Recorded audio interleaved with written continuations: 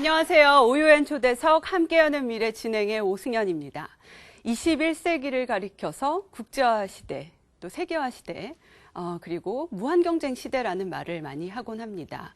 그래서 21세기 급변하는 이런 환경 속에서 미래 사람의 역할이 상당히 중요할 텐데요. 글로벌 인재란 또 무엇이고 이런 얘기들을 오늘 나눠보려고 합니다. 미래의 리더십은 어떤 리더십일까요? 그래서 오늘 지난 40년간 조직에 대해서 연구해오고 계신 국내 행정학계 원로시죠. 현재 서울대학교 리더십 센터에서 다양한 프로그램을 개발하고 연구하고 계신 분인데요.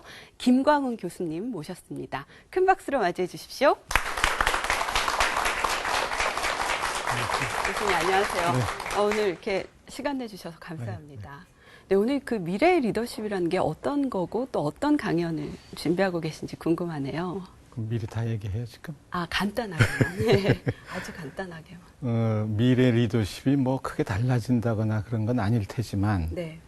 그런 사람이 필요하고 또 누가 이제 끌고 따르고 하는데 미래 리더십의 특징은 뭔가 하면요.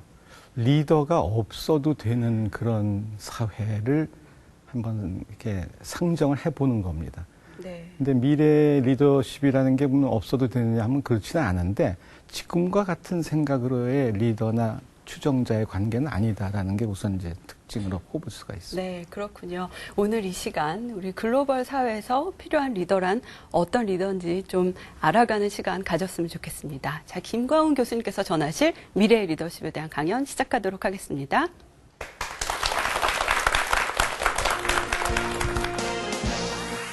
미래는 우리가 꾸민다. 서울대학교 리더십 센터에서 다음 세대의 리더십 양성을 위해 끊임없는 연구를 시도하고 있는 김광훈 교수.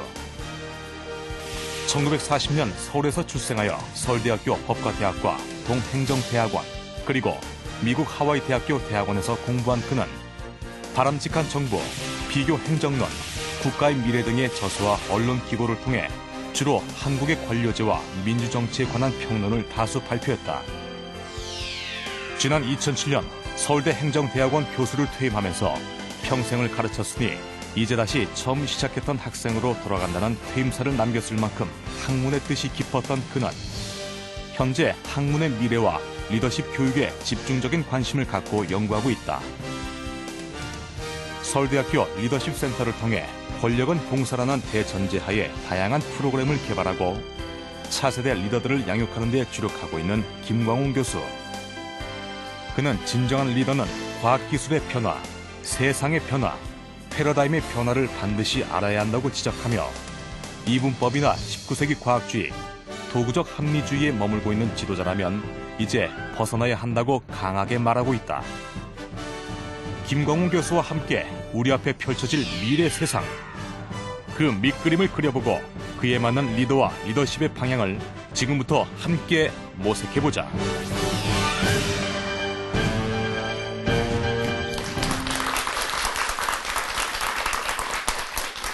안녕하세요. 오늘 뭐 주제는 좀 어려운 주제인데 제가 그래도 쉽게 설명을 드리겠습니다. 미래 리더십이라는 얘기를 요즘은 이제 자주 하는 셈입니다. 그러니까 리더십 따로 있고 현재 리더십 따로 있고 미래 리더십이 따로 있는 건 물론 아닌데 세상이 하도 많이 변해가고 빨리 변해가고 그러니까 이거를 이제 리더들이 어떤 생각을 가지고 어떻게 대처를 해야 되는가의 얘기인데 몇 말씀으로 이제 줄이면은 과학기술이 지금보다 훨씬 많이 발달하기 때문에 미래 사회가 지금 사회와는 크게 다르기 때문에 오늘 강의의 내용은 이제 주로 세상이 어떻게 변하는가에 대한 거를 보고 리더가 세상이 변하는 걸 모르고 리더가 될 수가 있겠습니까? 그죠? 또 생각도 옛날 생각만 가지고 뭐 여러 사람을 위해서 봉사한다? 그것도 이제 좀 힘든 일이겠고요. 그렇기 때문에 세상이 변하는 거를 앞장서서 알고 준비하고 그럴 수 있는 이제 리더십 얘기를 이제 오늘 할 겁니다. 그러니까 본격적인 리더십 얘기를 하는 것보다는 세상의 변화 얘기를 먼저 좀 말씀을 드리고 이제 요새 또 전문 용어지만은 상당히 많이 이제 보편적인 단어가 된 패러다임이라는 것이 이제 바뀌는데 리더만 모르고 있으면 안 되잖아요. 그렇죠? 그래서 제가 이제 미래 리더십의 필수 요건은 뭔가 하면 과학기술 변화 흐름을 모르는 리더는 리더 자격이 없다. 뭐 이런 얘기를 제가 이제 종종 하고 다닙니다.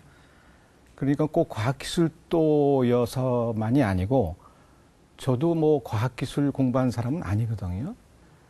그런데 흥미를 갖고 적어도 이런 어떤 변화 흐름에 관한 것은 제가 쭉 이렇게 추적을 해보는 입장이기 때문에 웬만한 과학기술에 깊이 있는 그런 내용은 잘 몰라도 사회과학도로서 이제 상당히 수준 이상의 이제 제가 그 과학기술에 대한 내용을 알고 있기 때문에 이런 말씀을 드리는 겁니다. 또 여기 이제 텍스트 보면서 말씀을 드리겠지만은 미래 리더는 우뇌가 발달하지 않은 사람은 자격이 없다. 제가 이제 그런 말씀도 하는데 좌뇌가 발달했다, 뭐 우뇌가 발달했다 이런 얘기 듣죠.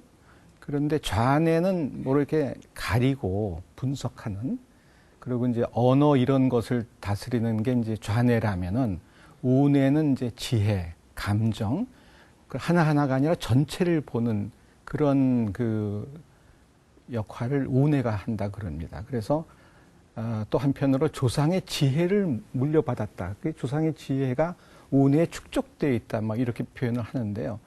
그래서 리더가 지혜로워야 하기 때문에 그냥 이것저것 따지면서 뭐 부하들 못 살게 굴고 뭐 그런 리더는 뭐 우리가 뒤에서 욕하잖아요. 그러니까는 그런 것보다는 엄격하게 따지기도 해야 되겠지만 그것보다는 한 차원 달리 아주 지혜롭게 조직 구성원들과 더불어 함께 가는 이제 그런 의미에서 이제 우뇌가 발달해야 된다 이렇게 얘기를 하는데, 거기서 한 걸음 더 나아가면요, 실제로 좌뇌와 우뇌의 경계가 뇌량이라는 걸 뇌량이라 그러면 다리 뇌량으로 연결되어 있는데 역할이 계속 보완적인 것이기 때문에 한쪽이 크게 발달하고 한쪽이 덜 발달할 수가 없어서 이제는 전뇌적인 모든 그 전뇌가 발달한 리더여야 된다. 뭐 이런 얘기도 지금 이제 이론에서는 하고 있습니다. 하여튼 제가 이제 오늘은 변화에 대한 얘기부터 시작을 하겠습니다. 여러분들 이제 이런 그림을 지금 보시는데 이게 뭔가 하면은 미래의 주택이라는 게 뭐 여러 그 건축가들이 이렇게 디자인을 해놓습니다. 근데 이거는 주택에 대한 생각, 인식 이런 것이 이제 크게 바뀌는, 그렇죠? 무슨 어떤 뭐 동굴 같잖아요. 토굴. 뭐 그런데도 아주 옛날이지만은 지금도 그런 이제 프로젝트가 있는 것 같은데 절벽의 동굴 속을 파고들어서 주택을 짓는 건축가들도 있고 그렇습니다. 그러니까 주택이 이제 저렇게 이제 바뀌는 것뿐만이 아니라 이렇게 보세요. 여기 보시면은 이게 이제 인지 바이오, 요새 이제 3D 그래가지고 안경 쓰고 보듯이 저렇게 하는데 이것도 요새 얘기긴 하지만은 이제 이건 보는 방법이 달라진다는 뜻으로 인지 바이오를 이제 이렇게 쓰는데, 또 한편에서 의공학하는 교수들은요, 뭐를 해내는가 하면 아예 그 동공에 어떤 이런 그 칩을 심습니다.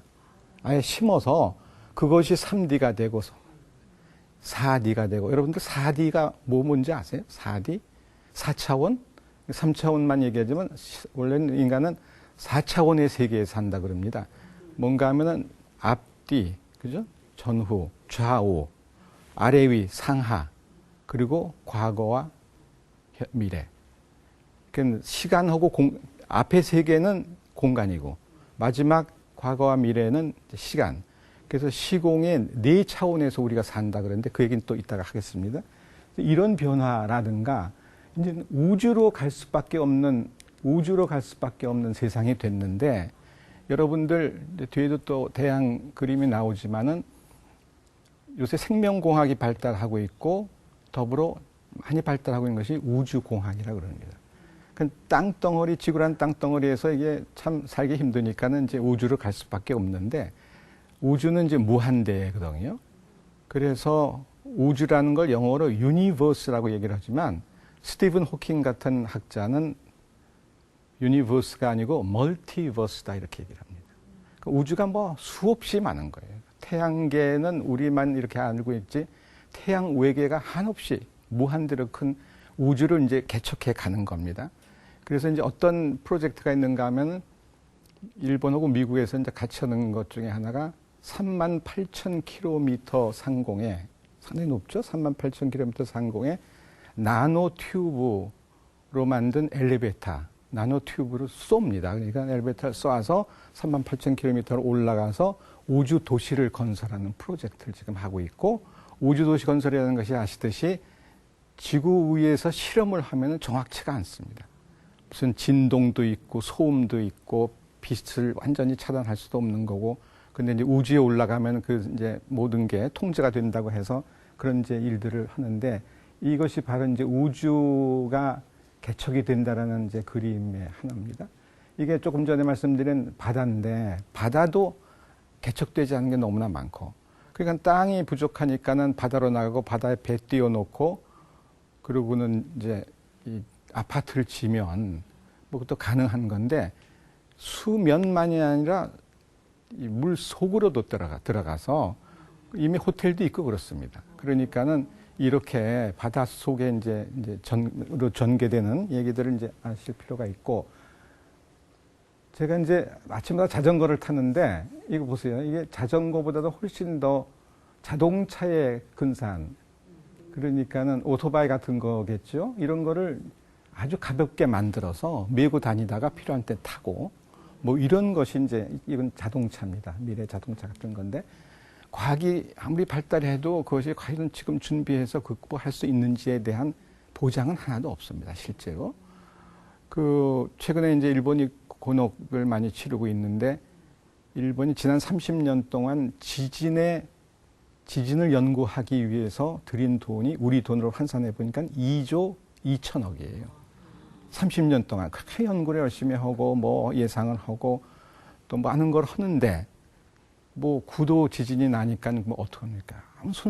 속수무책이 돼버리고 말지 않습니까? 그러니까는 연구대로 하고 준비를 한다 그러는데, 예상치 못한 일이 벌어지면은 정말 지금까지 2조 2천억의 돈이 어디 갔는지 좀 한탄스러운 일이 이제 벌어진다고 이제 그러거든요. 그래서 세상의 변화를 이제 일일이 다 설명을 못 드리겠지만, 요거 하나는 이제 이게 유명한 책이어서 특이점이 온다라는 이제 책인데, 1단계, 2단계 이렇게 이제 6단계까지 간다라고 얘기를 합니다. 보시면은 1단계는 물리화학의 시대라고 그럽니다. 근데 지금은 2단계 시대로 해서 생물학의 시대로 접어들었다고 얘기를 하거든요. 그래서 생물학하는 최재천 교수 같은 사람이 막 강연하고 다녀요. 사방에서 오라 그러니까 바빠서 아주 뭐 정신 없어요. 근데 생물학의 시대라고 이제 이렇게 재고 다니거든요, 최 교수가. 그런데 그 다음에는 뇌과학의 시대가 3단계에 오고요. 4단계는 기술학의 시대인데, 하드웨어하고 소프트웨어가 모든 것을 이제 합쳐서, 그걸 이제 요새 정치학 쪽에서는 스마트 파워라는 말을 쓰는데, 힐러리 클린턴 국무장관, 미국의 국무장관도 그런 표현을 했고, 조지프 나이라고 케네디의 케네디가 아니라 하버드대학교 케네디 스쿨의 원장을 지은 분의 책에도 이제 스마트 리더십, 스마트 파워 얘기가 이제 나오는데, 이런 얘기를 이제 말하는 거고요. 두 개를 합친. 5단계로 가면 기술과 인간의 지능이 합치는 시대. 그리고 6단계로 가면은 우주가 깨어나는 시대라 그러는데, 잘못하면은 여러분들 매트릭스 영화 3부작을 보셨는지 모르지만은, 그 매트릭스라고 하는 것은 이제 수학의 행렬식에서 이제 나오는 용어인데, 여기서 말하는 매트릭스라고 하는 것은 여러분들이 이제 내가 좋아하는 음악, 내가 좋아하는 음식, 그래서 내가 가보고 싶은 곳, 뭐 사랑하는 사람, 내가 좋아하는 사람, 그것이 다 좋아서 택했는데 결국은 그게 짐이 되는 거예요. 그렇잖아요. 좋아서 택했는데 다 짐이 되는 거예요. 그러니까 아무나 사랑하면 안 되고, 그런 농담이지만 하여튼 음악 좋아하고 음식 좋아 다 좋은 거를 선택하죠. 그러나 그것이 돌아오면은 짐이 된다라는 뜻의 매트릭스. 그런 이제 의미가 있습니다. 그래서 이제 이런 얘기들은 이제 지구가 살아야 되는데, 그러니까는 리더면은 지구를 살려야 되겠죠. 무슨 녹색 혁명이라든가 뭐 그린 리더십 얘기를 하는 이유는 이제 그런 뜻인데, 말은 그렇게 하지만 실제로 제가 비판하는 것 중에 하나는, 녹색 성장이란 말은 너무 정부에서 많이 쓰는데 그건 틀린 말입니다, 실제로. 왜 틀렸는가 하면은 녹색이 붙으면 성장을 하면 안 돼요. 지금까지 자연을 파괴하면서 성장을 했는데 자연을 파괴하지 않고 보존하면서 성장하겠다 그러는데 그건 미안하지만 거짓말이에요. 그러니까 자연을 희생시킬 수밖에 없어요. 물론 이제 채집 에너지, 그러니까 이 바다나 이 땅에서 그 이제 휘발유, 기름을 이제 그 걷어내는 것을 이제 경작 에너지라 그럽니다. 경작을 해서 이제 얻는 에너지. 그게 너무 이제 그 고갈되어 가고 또 폐해도 많고 그러니까는 이제는 풍력이나 태양력이라든가 이런 것을 이제 채집 에너지라 그럽니다. 그거는 이제 비용이 좀 덜 들죠. 그러나 실제로 모든 것을 어느 거든지 생산하는 과정에서는 CO2 나오고 그 뭐 저탄소 뭐 녹색 성장 그러지만 저탄소라는 것도 참 힘든 얘기고 그렇습니다. 그래서 하여튼 과학기술이 발달한 건 좋은데 리더들은 그것이 오는 폐해, 부담, 매트릭스 이런 것들을 상당히 솔직하게 얘기를 하면서 국민하고 같이 가야 되는 이제 그런 시대가 오고요. 그래서 제가 최근에 읽은 책, 작년 얘기지만 스티븐 호킹의 그 류게릭 병에 걸린 유명한 그 물리학자 있죠. 이분이 쓴 위대한 설계라고 하는 책이 있는데 이거는 실제로 우리가 여러분들 원자, 전자, 쿼크 이런 단어는 알지만 실제로 본 사람은 아무도 없어요. 그렇죠? 우리가 민주주의나 정의 같은 거 말은 단어를 말하지만은 그거 만져보거나 본 사람 있어요? 없죠. 그러니까 그 개념만 설정해 놓고 그게 그거다라고 해서 믿으라고 해서 우리가 믿는 것뿐인데 그것을 뭐라고 전문 용어로 뭐라 그런가 하면은 모형 의존적 실제. 모형 의존적 실제. 그러니까 학자들은 이론이나 그림 같은 것을 그려놓고 그것이 실제라고 이제 우기는 건데 실제는 그렇지 않은 경우가 아주 상당히 거의 다 실제는 다르거든요. 그러니까 우리는 어떻게 보면은 허상을 쫓고 있는지도 몰라요. 그래서 영국의 이제 생물학자이면서 의사인 로버트 란자라는 사람이 재작년에 논문을 하나 썼는데 첫 문장이 우리가 교과서에서 배운 것은 다 틀렸다. 그게 첫 문장이에요. 그러니까 지식, 이건 좀 다른 얘기이지만은 어떻게 내가 의식하느냐에 따라서 공간이 있고 시간이 있는 거지 이렇게 시계 소리가 난다고 시간이 있다? 그 다음에 이렇게 우리가 이렇게 모여 있으니까 공간이 있다라고 하는 것은 틀린 말이다라는 극단적인 그 유아론자의 입장인데 그런 사람들도 있거든요. 그 학생들한테 그러면 얼마나 좋아하겠어요. 공부 안 해도 좋잖아요. 교과서 다 틀렸으니까. 그러나 교과서 그런 거 지식을 알아야지 또 밥 먹고 사는 거니까 뭐 배우고 또 시험 치고 뭐 어디 이제 들어가고 뭐 그럴 수밖에 없는 게 이제 현실이지만 지식은 전부 다 맞고 정책은 다 맞는 거니까 따라오라 하는 그런 리더는 사실상 거짓말하고 있는 거나 똑같은 거예요.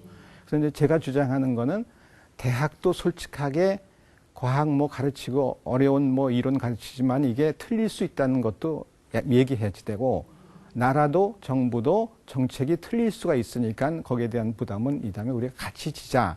근데 그 과정에서 함께 노력하자라고 하는 것을 얘기를 해야 되는데 그래서 이제 미래 리더십이라고 하는 것은 어떻게 표현을 하는가 하면은 함께 가는 리더십 그리고 공유, 같이 나누는 리더십, 팀 리더십 이런 얘기를 하는 것은 옛날에는 리더가 꼭대기에 다 있고 명령하면 이제 이렇게 사람들이 움직이고 하는 그런 시대가 아니라 누구나가 함께 같이 가는 이제 리더십 얘기를 이제 요새는 하고 그래서 이제 영국의 옥스퍼드 대학교에 이제 여러 대학이 있는데 템플턴 칼리지라는 이제 대학이 하나 있는데 거기에 전략 그 리더십 연구소가 하나 있어요.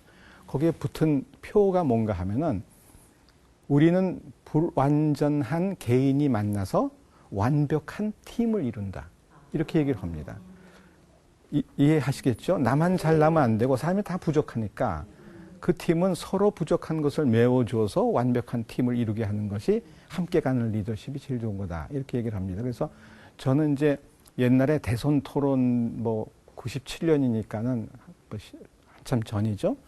그때 MBC에서 대선 토론을 같이 했는데 그때 엄기영 지금 춘천 그 강원도지사에 출마한 분이 정치부장으로 사회를 받고 그리고 이제 몇 사람이 이제 같이 이제 대선 토론, 그때 이제 여러 사람을 토론을 이제 한 적이 있는데, 이제 미래, 이제 그런 이제 정책 토론도 하고 뭐 해가지고 사람을 가려보지만은 실제로는 후보만 봐서는 안 되고 그 참모 중에는 좋은 사람도 있고 나쁜 사람도 있잖아요. 그러니까 그 참모가 뭐 아주 1차 원안에 드는 한 뭐 30명, 50명을 같이 평가를 해봐야지 리더에 대한 평가가 되는 거지.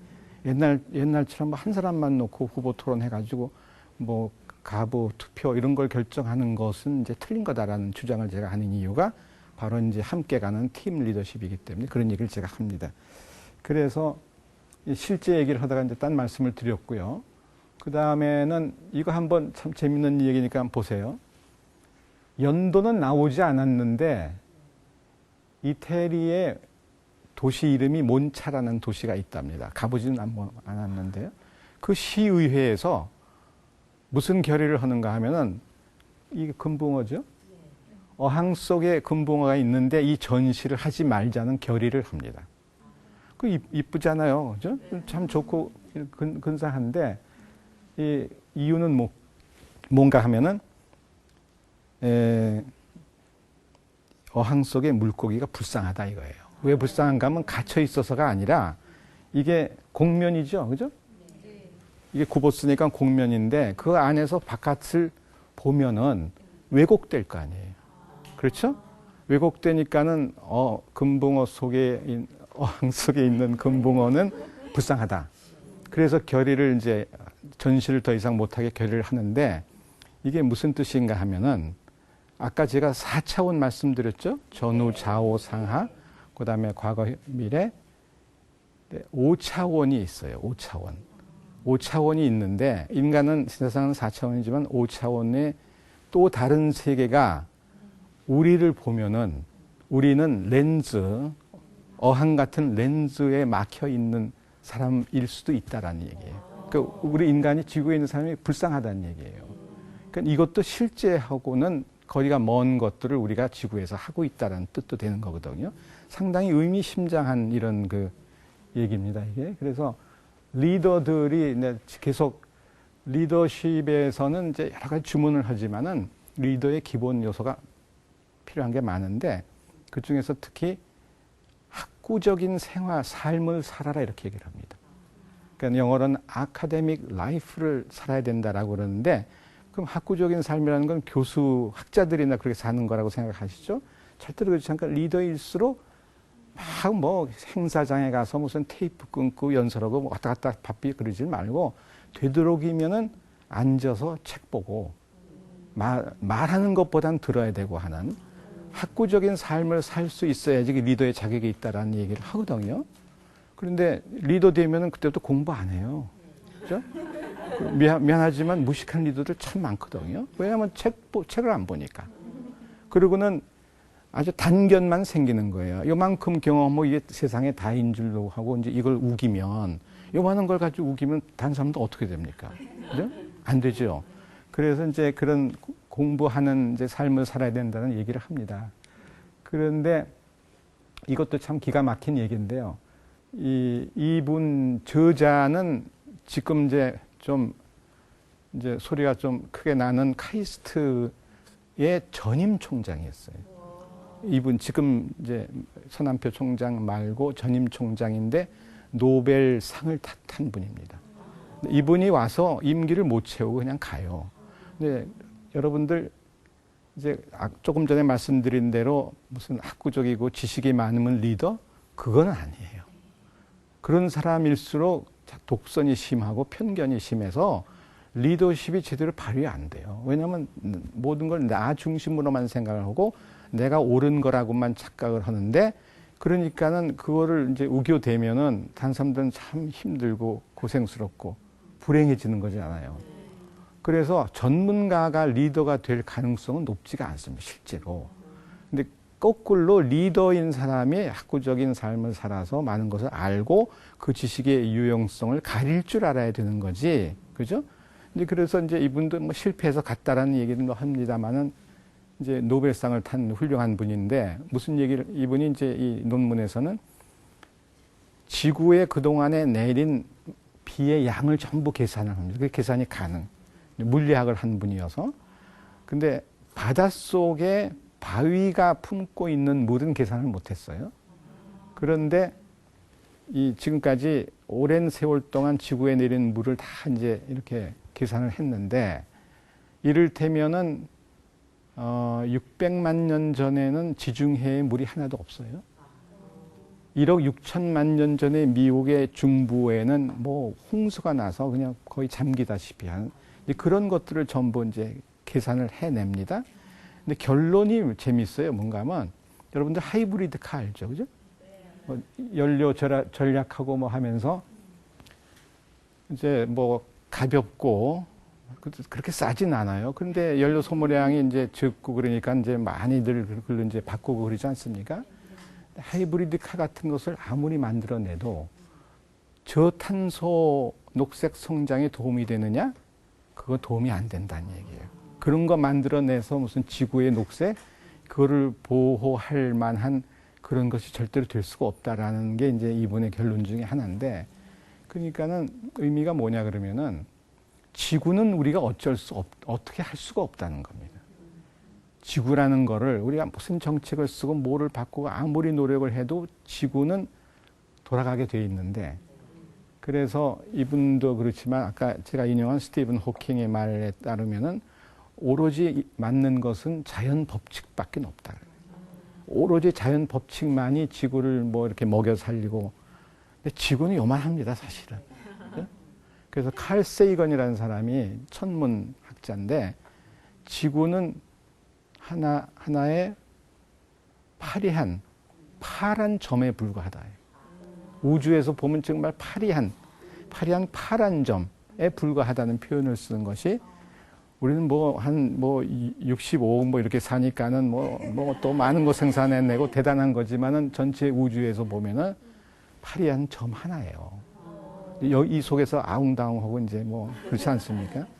그러니까는 좀 너그러워지려면은 그런 생각을 하면 리더들이 지 고집 안 부리고 같이 가는 여유, 관용 이런 것이 이제 생길 수 있는 거거든요. 그래서 그런 말씀을 제가 이제 드리고, 시간이 이제 거의 다 되는데, 여러분들 이분 이제 40년 전에 Future Shock이라 그래가지고 미래의 충격이라는 책을 써내서 아주 선풍적인 그런 인기와 영향을 준 책이 있습니다. 이분이 이제 40주년을 맞아서 이제 40주년을 맞아서 이제 한 말씀 중에 이런 것이 있는데, 뭔가 하면 맨 마지막에 이게 좀 잘 옵솔리지라고 해서 지식이라는 것이 낡아서 쓰레기 같은 거다 그래요.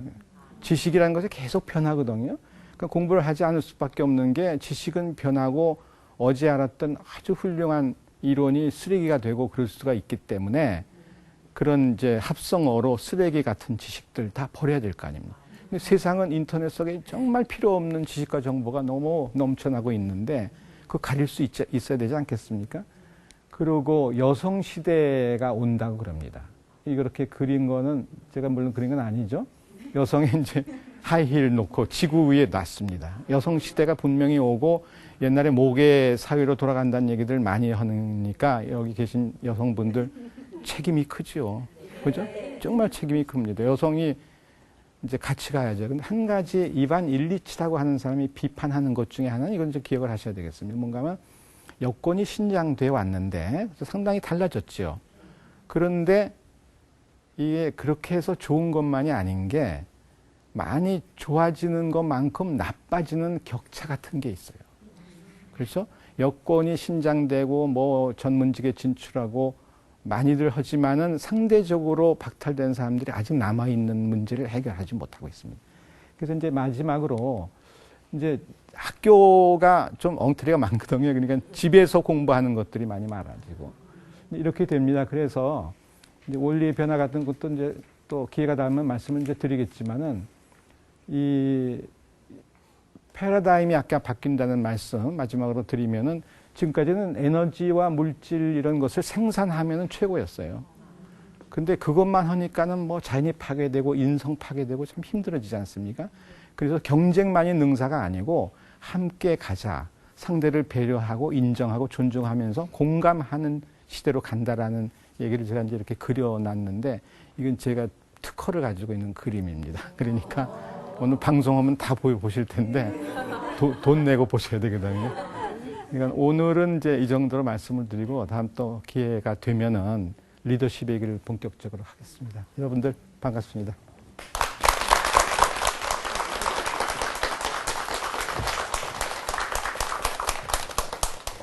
김 교수님 참 강연이 좋았습니다. 보통 고맙습니다. 리더십 하면 굉장히 단편적인 부분들을 다루는 강연들은 저도 좀 많이 접해봤는데 이렇게 심층적으로 그러니까 리더가 되기 위해서는 이렇게 사회 변화를 알아야 되고 우선 과학기술 변화라든지 패러다임의 변화를 알아야 리더가 될 수 있다라는 얘기부터 시작해서 여러 가지 아주 심층적인 얘기를 다뤄주셨는데요. 그래서 또 우리 아마 방청객 여러분들도 또 좋은 시간을 갖지 않았나 싶습니다. 고맙습니다. 고맙습니다. 어떠셨습니까? 이렇게 강연. 저는 이제 4년 전에 정년 퇴임을 했어요. 네. 그래서 강의는 정규 과목은 작년 봄으로 다 이제 끝을 내고 이제 은퇴해도 계속 가르칠 수는 있어요. 네. 그런데 평생 가르치니까 좀 힘도 들지만은 딴 거 하고 싶어서. 그래서 강의는 이제 오래간만에 이제 하는 네. 셈인데. 그러시죠. 그래서 조금 좀 어색하고 떨리고 좀 그랬어요. 그래도 궁금할 수 있는 게 대학에서는 사실 법학을 또 전공하셨고 예. 이후에는 행정학과 예, 예. 정치학 쪽으로 또 연구를 그렇습니다. 하셨는데 네. 어떤 계기로 이 리더십에 대해서 관심을 갖게 네, 되셨는지도 네. 궁금하네요. 제가 그 전공 분야 뭐 정착이다 그러면은 뭐 또 세분된 분야가 많지 않습니까? 그렇죠. 근데 이제 그 중에서 뭐 선거에 관한 책도 썼고요. 뭐 그래서 여러 가지를 했는데 이 한 99년이니까 이제 한 10년이 넘은 때에 저는 소속은 행정대학원이었지만은 학부생들 대상으로 뭐 한 400~500명 아주 대형 강의에 현대사회의 리더십이라는 과목을 하나 만들어서 본격적으로 이제 가르쳤는데 또 90년 초쯤에 제가 행정대학원 원장을 할 적에 그 당시에 전직 총리나 국회의장들을 한 분 한 분 초청해서 리더십 포럼이라는 거를 네. 했어요.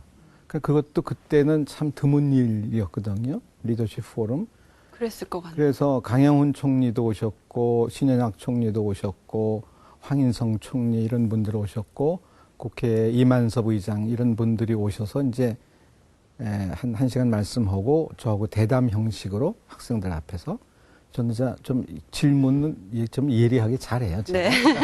못 살게. 네. 그래서 그런 것도 이제 포럼을 리더십 포럼 하면서 그러니까 본격적으로 이제 한 것이 벌써 20년이 이제 지난 셈인데요. 네. 근데 이상하게 정치학하는 분들이 리더십 연구를 잘 안 해요.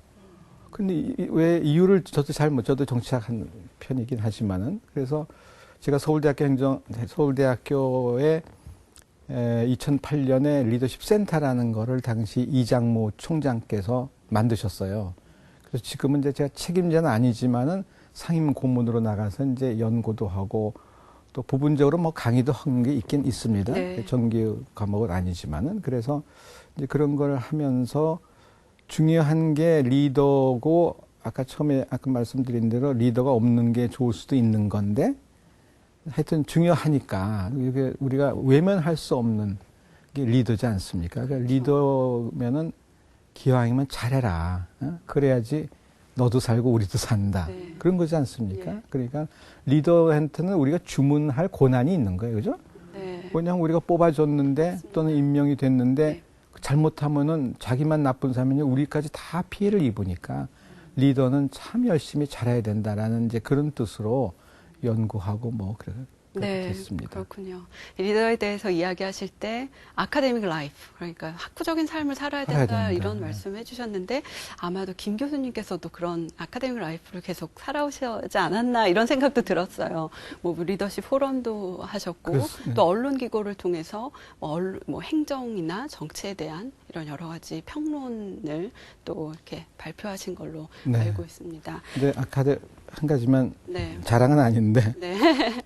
그러니까 아카데믹 라이프를 산 사람이 아까 지도자가 되는 건 아니라 그랬죠. 그렇죠. 지도자는 반드시 아카데믹 라이프를 살아야 되지만 저같이 학구적인 삶을 산 사람이 리더는 아닌 거예요.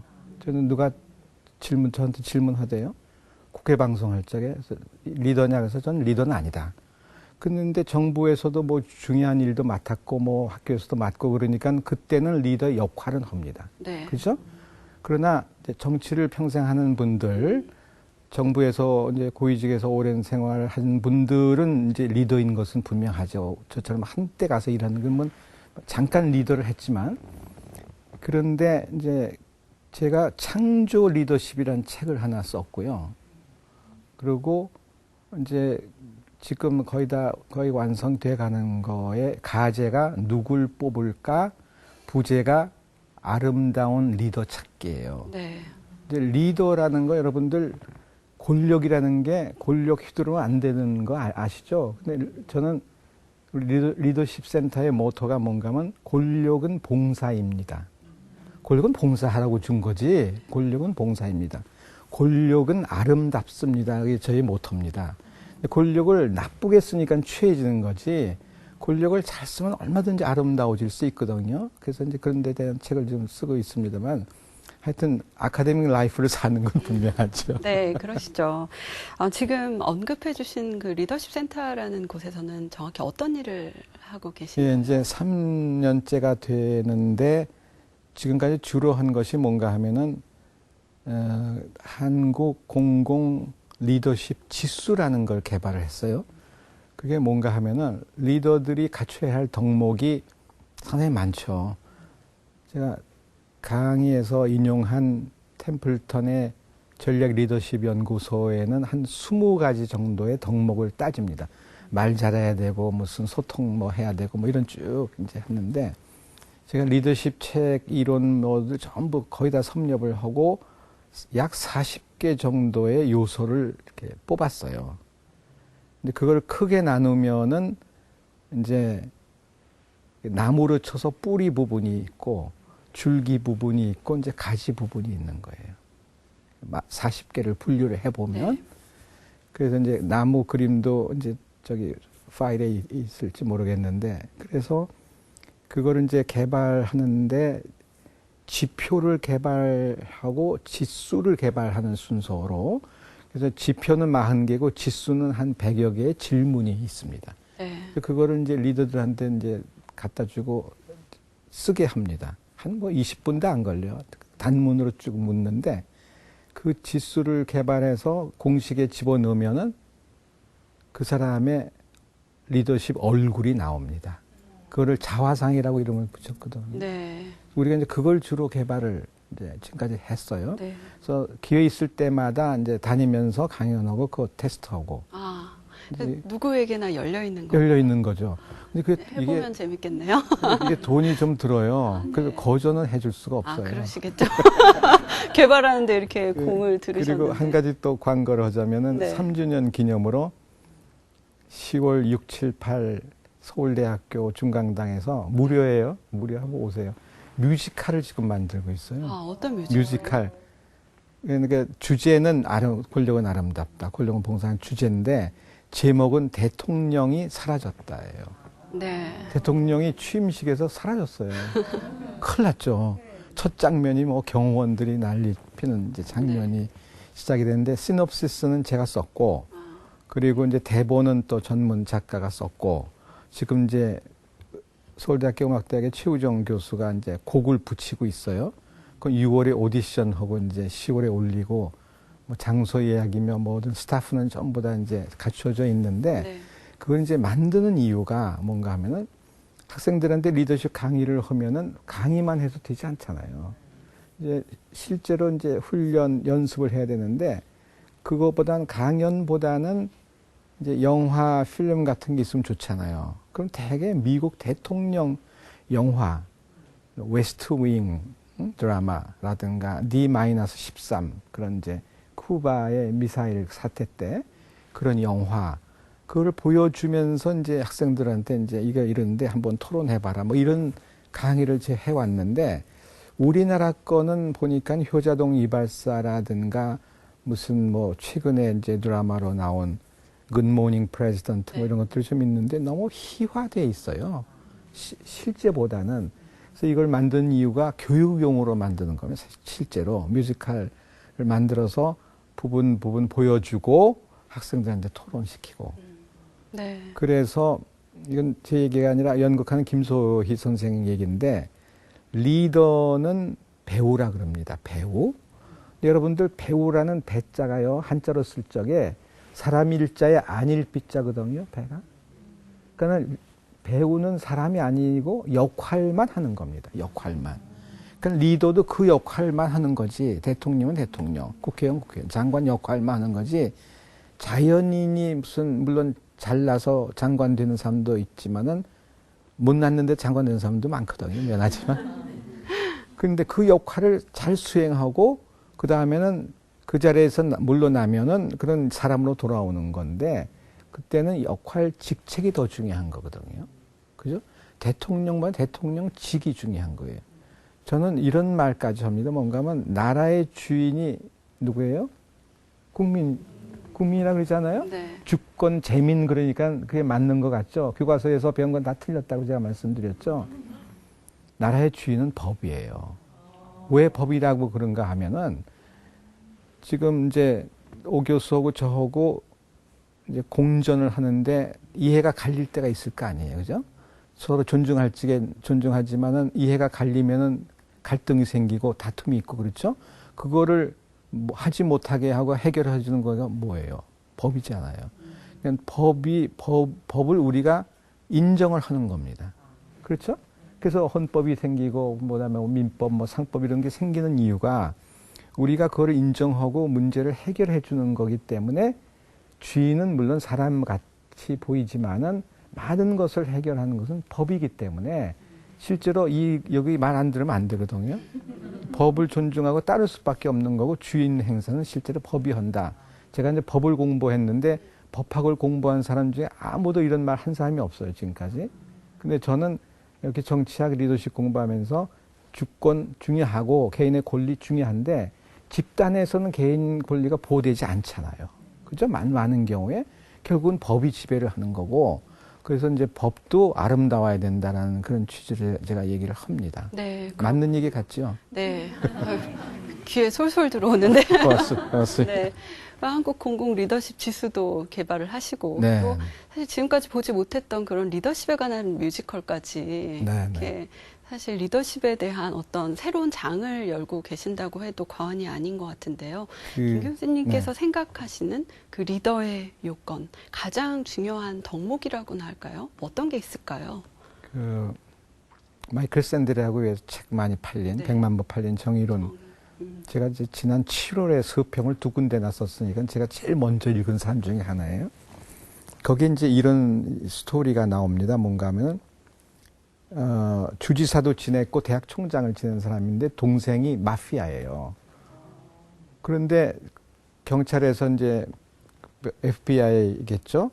동생이 어디 있는지를 이제 가르쳐 달라고. 그건 이 대학 총장이 한사코 말을 안 합니다. 네? 말을 안 해요.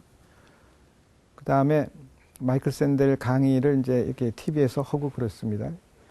이렇게 보면은, 학생들한테 이런 질문을 해요.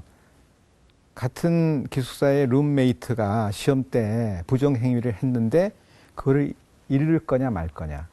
여기서 이제 잃는 그룹들을 이렇게 세워놓고, 나는 잃지 않는다라는 걸 세워놓고, 그리고 막 이제 토론을 시키는 겁니다. 그죠? 그러면 실제로는 일러야 되잖아요. 얘는 부정행위를 하니까 나쁜 학생이다. 근데 그 대학 총장이나 똑같이 동생이 마피아인데 나쁜 일을 하는데도 불구하고 얘기를 안 하는 거예요. 컨닝을 했다라고 하는 것을 학교 당국에 보고하지 않는 학생이나 이 그룹이 똑같은 거죠. 그것이 과연 옳은 거냐. 우리말로 보면 충직이라 그랬는데 정직하지 않은 거죠. 근데 정직하지 않은 사람들이 많이 살고 있는 거잖아요. 그죠? 하루에도 뭐 거짓말을 수없이 한대요. 저도 이제 거짓말 하는 거에 대표적인 게 뭔가 하면 와인을 10잔 먹었으면 집에 가서 한 잔 먹었다. 네. 한 잔 먹었다고 거짓말하는 그런 것들. 그러니까는 사람들이 이제 충직해야 되는데 리더의 기본이라는 것은 정직이죠. 정직인데 이제 이런 것도 한 가지 더 말씀드리고 싶은 게 사람을 의심하면 안 되잖아요. 상대방 의심하면 안 되죠. 그러나 나는 계속해서 의심해 보라 그럽니다. 내가 과연 옳은지, 내가 갖고 있는 지식은 과연 맞는지, 내가 정직하게 행동하고 있는지 이거를 계속 나를 의심해 보라고 하는 것이 이제 미국의 피터 버거라는 사회학자 그 책 이름이 의심에 대한 옹호인가 뭐 그런 아주 좋은 책이 있습니다. 그래서 그런 것도 많이 팔려야 돼요. 많이 읽어야 되는데 별로 팔린 것 같지 않습니다. 아무튼 기본 요건으로 갖춰야 될 게 이제 많은데 그 중에 또 하나는 아름답게 꾸며야 된다는 뜻으로 이게 사람이 이제 지식의 기본적인 축이 세 가지가 있습니다. 세 가지가 있는데 뭔가 하면 하나는 기억의 축이고요. 두 번째는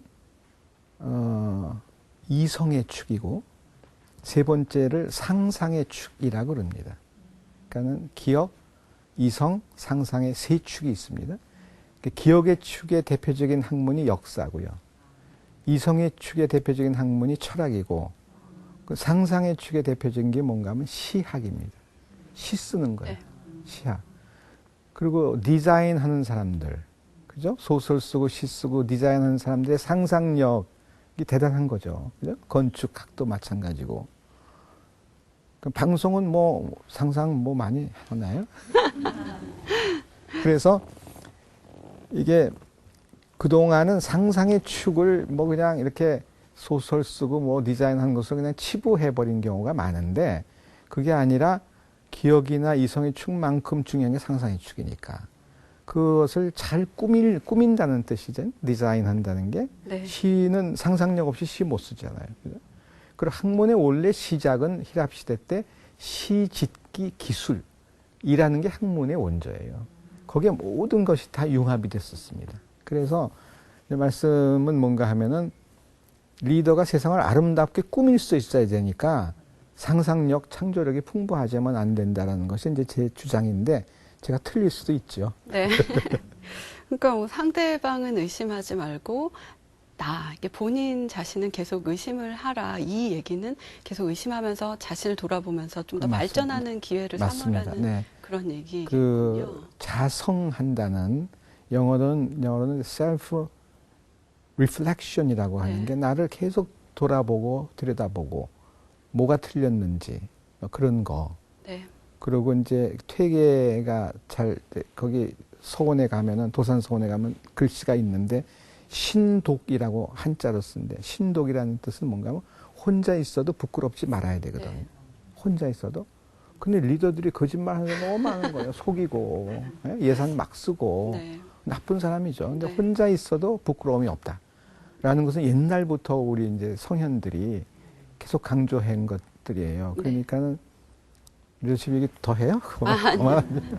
제가 김 교수님께서 강연을 하시면서 좀 들었던 질문 중에 하나는 그 리더는 사실 미래를 볼 수 있는 그런 선견지명이 있어야 되잖아요. 또 김 교수님께서 살아온 길을 이렇게 한번 보면 굉장히 미래에 대해서 또 관심이 많았고 미래 지향적인 삶을 추구해 오신 것 같은데 사실 우리 이제 평범한 사람들 같은 경우는 현재 일들이 워낙 그 코앞에 닥친 일들이 많다 보니까 사실 미래를 예측하고 미래를 생각하는 것이 어떻게 보면 사실 좀 참 힘든 일이 될 수밖에 네, 없거든요. 그렇습니다. 그러면은 김 교수님만의 어떤 그 철학이 있으실 것 같은데요. 철학은 뭐 그렇고요.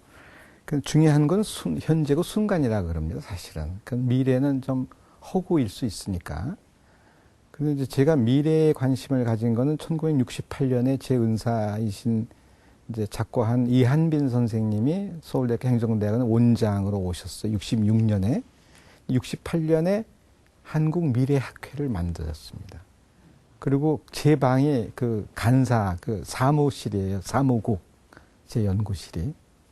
70년대부터, 초부터 본격적으로 했는데, 그러니까 한 40여 년을 제가 미래학에 대해서 이제 공부를 했고, 그러고는 제가 대학에서 또 가르친 게 방법론인데, 방법론을 가르치려면은 과학의 변화, 과학사와 과학 철학을 공부해야 돼요. 그러니까 과학이 어떻게 변하는가를 제가 웬만큼 한다 그랬잖아요. 그래서 이제 그거를 미래학에다가 과학의 흐름 변화, 패러다임 시프트 이런 거를 공부를 안 할 수가 없어 하다 보니까 남보다는 저는 무슨 정치학이나 행정학 책보다는 그 과학 책을 훨씬 더 많이 보고요. 네, 그러셨을 것 같아요. 네, 아메리칸 뭐 사이언스, 네. 뭐 사이언티스트 무슨 우주 과학에 관한 거, 무슨 뇌과학 그런 거를 훨씬 더 많이 보는 편이어서 그래서 행정학회에선 저 뭐 부르지도 않아요. 그러니까 지금도 이렇게 언급해 주셨지만 그러니까 사실은 우리나라 미래 정보를 연구하고 하면서 분명 힘든 일들 있으셨을 것 같아요. 네. 어떤 때가 참 많이 힘드셨고 또 네, 어떻게 네. 극복해 나가셨는지 그런 것도 또 궁금해지네요. 그 이제 철학이 특별히 있는 건 아닌데 그냥 호기심일 거예요. 호기심. 그러니까는 호기심 때문에 이제 궁금하니까 뭘 자꾸 밝혀보려고 하는 거는 있는 것 같고요. 그리고 어리고 젊었을 적엔 자네가 꽤 좋았는데 지금은 기억력도 다 이제 쇠퇴하고 그래서 이제 다행히도 우뇌가 좀 발달한지도 모르겠고요. 네. 근데 어려움이라는 것은 이게 학문 간의 소통이 잘 안 돼요. 그래서 미래학 따로 하고 무슨 정치학 따로 하고 뭐 법학 따로 해가지고 이제는 학문이 융합 학문으로 가야 되는데 그런 벽이 이제 꽉 이렇게 쌓여 있으니까는 제가 아무리 미래에 어떻게 해야 된다, 정부는 이렇게 변해야 되고 리더십 어떻게 변해야 된다 아무리 얘기해도 잘 먹혀 들어가지 않는 그런 네. 고충이 있습니다. 그렇군요. 참 세계적으로 뭐 글로벌 리더십에 대한 참 중요성을 많이 이야기들 하고 있는데요. 어떻습니까? 한국 사회의 리더십을 어떻게 평가하고 계십니까? 부족한 게 너무 많죠. 왜냐하면 한마디로 말씀드리면 한국의 리더들은 리더십 교육을 제대로 받은 사람은 거의 없어요. 훈련 어렸을 때부터 해야 되잖아요. 걸 스카우트 봉사하기 시작해야 되거든요. 물론 교회에 나가서 봉사 청년 유년부 뭐 청년부 해가지고 봉사활동하는 거는 아주 좋은 것 중에 하나인데 그런 사람은 국회의원 잘 당선 안 되잖아요. 네. 네? 그러니까는 리더들이 그 기본 리더십이 뭔지도 리더십이라는 게 뭔가 스포츠맨십이 훌륭하듯이 리더십이라는 건 리더가 다 리더십 있는 거 아니에요. 리더가 나쁜 리더 많잖아요. 그러니까 리더십도 훌륭한 리더십의 훈련을 어렸을 때부터 쌓아야 되는데 네. 그러니까 우리나라는 모든 게 다 기초가 부실하잖아요. 부실하니까는 리더들이 갖춰야 될 게 너무나 많습니다. 리더십도 충분히 교육되고 훈련되질 수 있다 이런 말씀이신 거네요. 그런데 어렸을 때부터 네, 한 몇 살 정도부터? 뭐 그거는 나이를 얘기하기는 어렵지만 네. 하여튼 인지가 발달하기 시작하는 뭐 5, 6세도 좋고 그때부터 남 위해서 배려하고 봉사하고 이제 그런 훈련이 몸에 배야지 남을 위해 리더는 남 위해서 일하는 거지 자기 위해서 하면 안 되잖아요. 근데 우리나라 리더들은 모두 자기 위해서 하잖아요. 남을 위해서 한다고 하는 게 전부 거짓말이잖아요. 미안하지만 그러니까 남을 위해서 한다는 게 몸에 배면서 이제 성장 자라야 되는데 네. 우리는 참 드물죠 그게. 네. 예, 그렇군요. 그래서 그게 좀 안타까워서 실제로는 이제 너무 저는 어른들 교육 잘 안 시키는 이유가 미안하지만 너무 늦었어요. 그냥 그러기 때문에 어린아이부터 해야지 되고 저희 리더십 센터가 고등학생도 가르칩니다.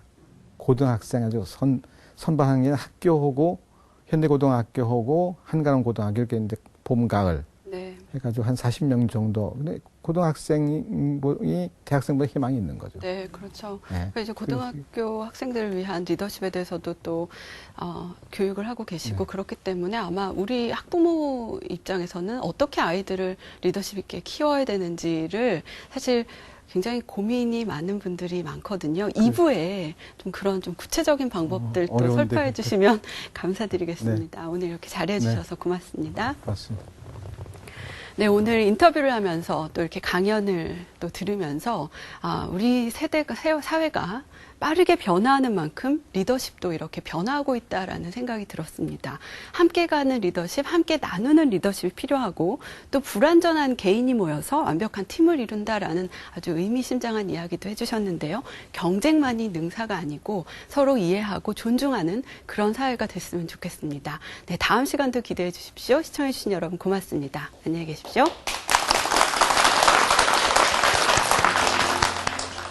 이제 최근에 읽은 것 중에 뭐 내 인생을 뭐 전환시키기는 너무 늦긴 했지만은 몇 권이 있어요. 그 중에 하나가 스티븐 호킹이 재작년에 쓴 위대한 설계라는 책인데, 이 우주가 이게 우리는 하나로 생각하잖아요. 유니버스라는. 근데 이 호킹은 우주는 여러 개가 있다는 거예요. 그래서 멀티버스라는 거를 전제로 이게 어떻게 세상이 돌아가느냐. 지구만이 아니고 전 태양계나 태양 외계나 더 수많은 우주 어떻게 돌아가느냐. 유일한 원칙이 뭐냐? 자연 법칙에 의해서 움직인다는 거예요.